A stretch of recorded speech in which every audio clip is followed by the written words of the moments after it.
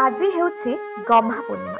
ବଳଦେବ ସିଂଙ୍କ ଜନ୍ମ ଉତ୍ସବ ତା ସହିତ ରାକ୍ଷୀ ବନ୍ଧନ। ପୁରପଲ୍ଲୀରେ ପାଳିତ ହେଉଛି ରାକ୍ଷୀ ପୂର୍ଣ୍ଣିମା। ଘରେ ଘରେ ଭାଇମାନଙ୍କ ହାତରେ ଭଉଣୀମାନେ ବାନ୍ଧୁଛନ୍ତି ରାକ୍ଷୀ। ସକାଳେ ସକାଳେ ଭଉଣୀମାନେ ନିଜ ନିଜର ନିତ୍ୟକର୍ମ ସାରି ଠାକୁରଙ୍କୁ ପୂଜା କରି ରାକ୍ଷୀ ଅର୍ପଣ କରିବା ପରେ ଭାଇମାନଙ୍କ ମଥାରେ ସିନ୍ଦୁର, ଚନ୍ଦନ, ଚାଉଳ, ଫୁଲ ଦେଇ ହାତରେ ବିଭିନ୍ନ କିସମର ରାକ୍ଷୀ ବାନ୍ଧିଥିଲେ। ଭାଇକୁ ମିଠା ଖୁଆଇ ଆଶିଷ ମାଗିଥିଲେ ଭଉଣୀ। ଭାଇ ଭଉଣୀଙ୍କ ଭଲ ପାଇବା ଏଭଳି ଯେ ଏହି ଦିନରେ ବିବାହିତ ଭଉଣୀମାନେ ଭାଇ ହାତରେ ରାକ୍ଷୀ ବାନ୍ଧିବା ପାଇଁ ଅନେକ ଦୂରରୁ ଆସି ପହଞ୍ଚିଥାନ୍ତି। ଏହି ଦିନରେ ଚାଷୀମାନେ ଜୁଣ, ନଙ୍ଗନଭଳିଆ ଫୁଲପତ୍ର ଦେଇ ଏକ ପଇତା ତିଆରି କରି ଘର ରୁଅରେ ବାନ୍ଧିଥାନ୍ତି। ଏପରିକି ଏହି ପଇତା ଲଙ୍ଗଳ ଜୁଆଳିରେ ବନ୍ଧା ଯାଇଥାଏ। ଚାଷୀ ତାର ବଳଦ ଓ ଲଙ୍ଗଳ ଜୁଆଳିକୁ ପୂଜାର୍ଚ୍ଚନା ବି କରିଥାଏ। ନୀଳଗିରିରୁ କ୍ୟାମେରାମ୍ୟାନ୍ ପ୍ରଫୁଲ୍ଲ ମହାନ୍ତିଙ୍କ ସହିତ ସରୋଜ କୁମାର ବାରିକ ରିପୋର୍ଟ, ଅଭୟ ନ୍ୟୁଜ୍ ଓଡ଼ିଶା।